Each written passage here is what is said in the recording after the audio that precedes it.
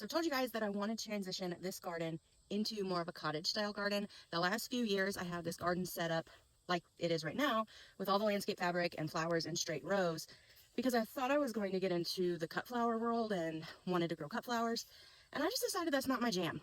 I love a cut flower arrangement on my table. I love to cut flowers out of my garden and arrange them, but I just really don't like the style that cut flower growers, flower farmers grow in. It's just, to me, it's not aesthetically pleasing. And it just doesn't bring me as much joy as like a cottage garden. And so my plan is to rip all of this out and transition it to more of what brings me joy. Well, today we went to Home Depot and I got a bunch of perennials on sale for like 50% off. So I want to show you what I got. I'm most excited about this endless summer hydrangea. Now it's not going to go in this main area. It's actually going to go up there next to the front porch where it gets a little bit more shade.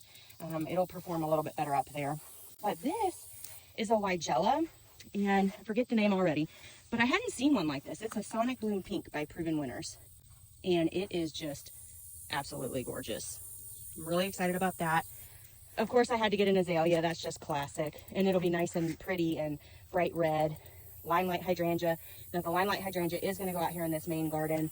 I love a Rose of Sharon, so I had to go with the French purple. And I love a butterfly bush, but I've never seen a white butterfly bush.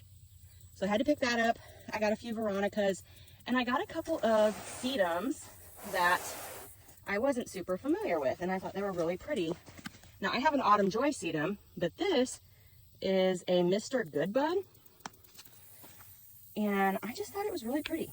And this one is a little different, but I thought it was really pretty as well.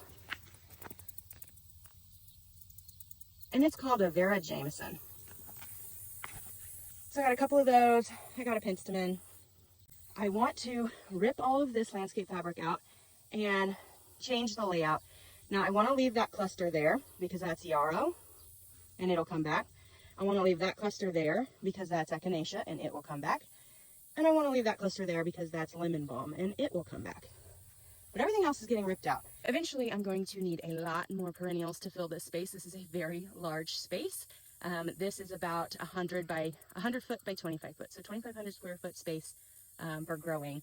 That's just going to be the cottage garden. And so I'm going to need a lot more than this. But I do a lot of winter sowing. And so this winter, I'll show you what I'll be doing with winter sowing.